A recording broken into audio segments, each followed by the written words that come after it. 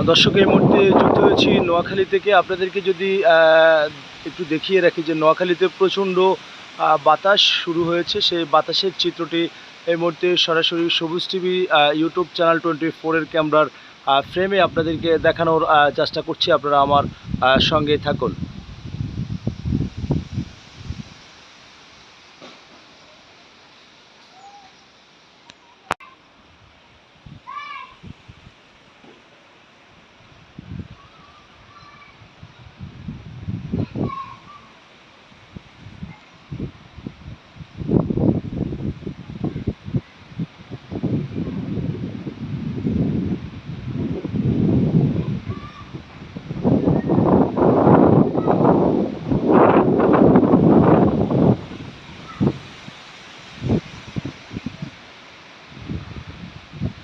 সীমাহীন বাতাস, প্রচুর বাতাস হচ্ছে দর্শক, এবং আকাশটা ফুল অন্ধকার হয়ে আছে।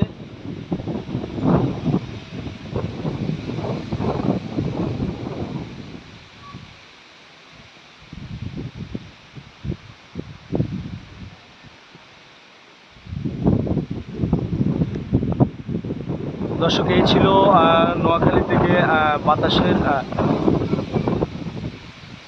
আপডেট খবর।